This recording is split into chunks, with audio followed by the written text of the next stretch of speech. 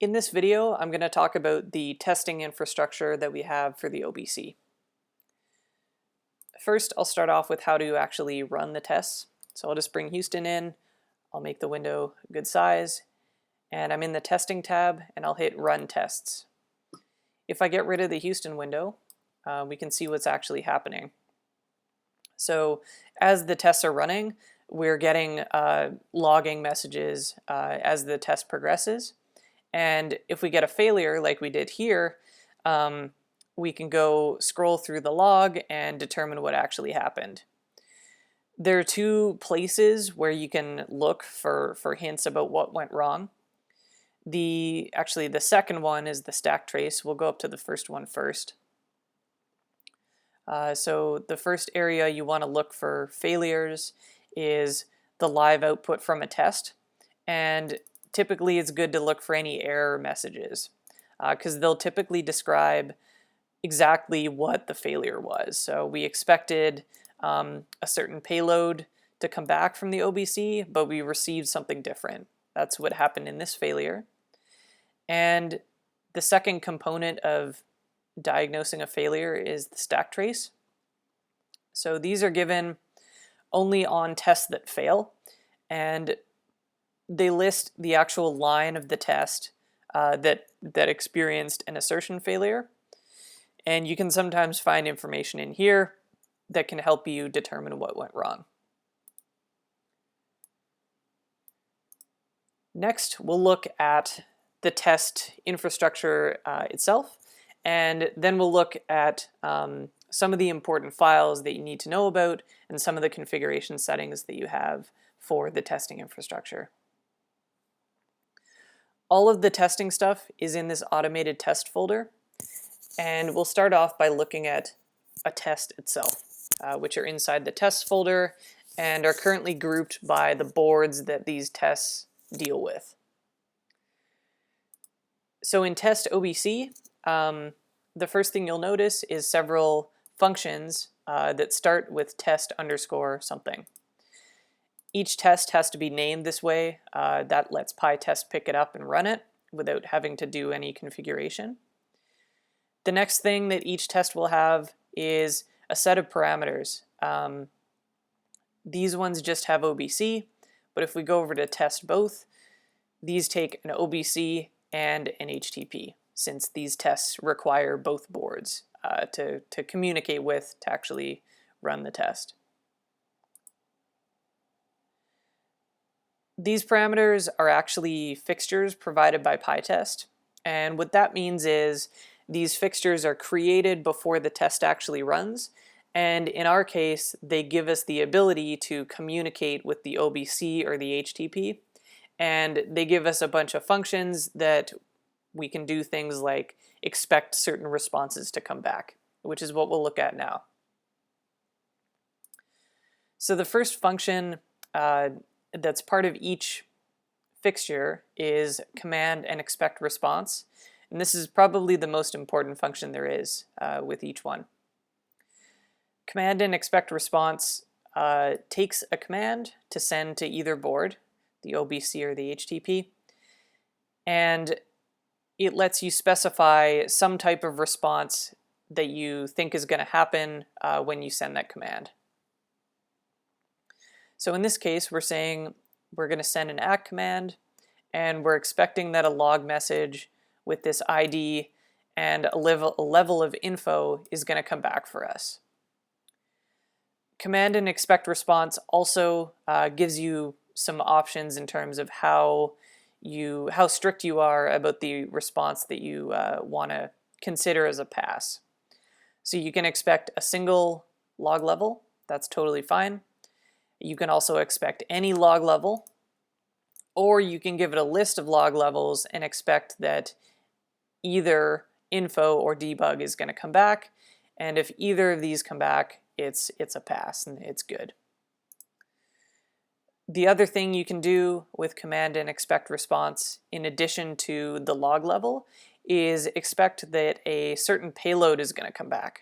So we can expect that the OBC is going to print that the watchdog task started, right after we send the reset command, and that's true. This'll pass.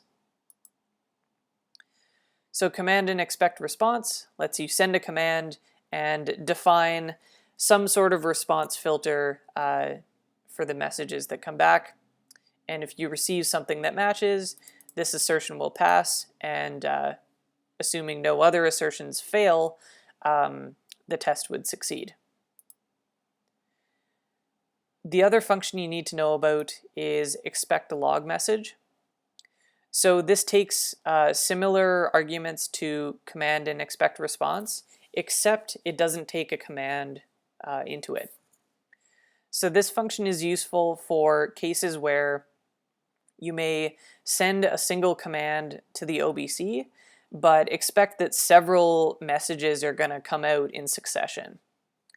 The first one you would do, just like this example here, send the command and expect the first message to come back.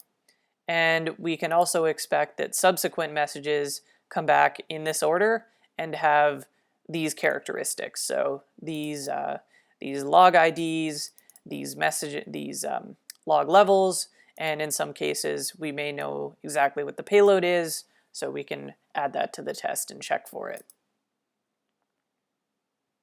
So expect log message is useful if you just expect something to be printed without necessarily having sent a command first, or if you send a command and expect that multiple things will be printed.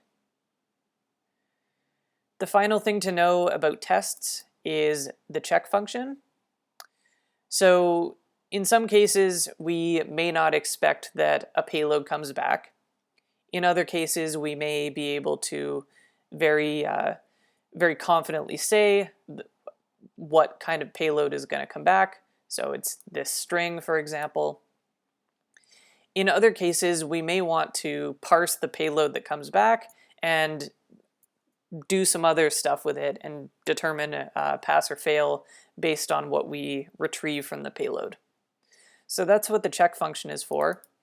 If you provide a check function to either of the command and expect response or expect log message functions, as we talked about, the check function will run, and we'll just go into it right now. The check function will take the payload string and then do whatever it wants with it to determine whether the payload string is okay. So these are in checkers.py right now, but they could also certainly be within your test. What's happening in this case is the OBC is replying with a string that includes the current temperature of the OBC. So we have to pull out the temperature, check that it's within a kind of reasonable range, and then pass if the temperature is actually within that range, or fail if the temperature is out of range, or we would also fail if the log ID or level was incorrect as well. So the check functions give you the opportunity to parse the payload however you like to determine whether the test should pass or fail. The fixtures are defined in testboards.py. So they give access to the command queues and response queues from the OBC or the HTTP. And these are also where the various functions like command and expect response are actually defined. One important file for PyTest is conftest.py. This is where the fixtures are kind of registered with PyTest. So in this case, we have two fixtures that are kind of chained together. The first is a session scope. So what this means is at the start of every test session, or when we hit run tests in Houston, this fixture will be created, and it'll last the duration of all of the test functions that we happen to run. And so all this does is it grabs a connection to the OBC. The next fixture has a function scope. So this means this fixture will be set up and torn down every time we run a new test function. So that's fairly frequently. It takes in an OBC session fixture. So we have that handle to the OBC so we can communicate with it. But what this fixture does is right before we run a test, we just flush out the communication, make sure there aren't any messages in the pipeline, so that we're starting a test from a clean state. The other thing we do right before executing any test function is we just check that the OBC is actually connected, and we skip the test if it's not connected. And same goes for the HTTP. The final file to know about is pytest.ini. And this file just has a bunch of configuration stuff for the logging that PyTest does. If, for example, you don't like the pretty verbose output that occurs normally, you can go set log CLI to 0. I'll just save that. I'll quit Houston off screen here, and I'll spin it back up again. And when I run tests this time, you'll see the output from PyTest is a lot smaller. So as it was running, it's just printing green dots if things succeed, or Fs if they fail, or it'll print S if they get skipped. And it's going to print the stack trace for the test that failed only. So this is a way to kind of clean up the output and get a lot less information. I tend to prefer the verbose output, but you can certainly set log CLI to 0 if you want things to be a bit cleaner. The rest of the stuff in here deals with configuring how log messages are kind of printed, and just some details related to that. So anyway, that's the overview of the testing infrastructure. We've gone through very quickly how to kind of look at test logs, although I'll have a new video for that that goes into a bit more detail. We've talked about the main functions that are required to actually write a test, and we've looked at kind of the back-end infrastructure level stuff that's required and is what makes this whole system work.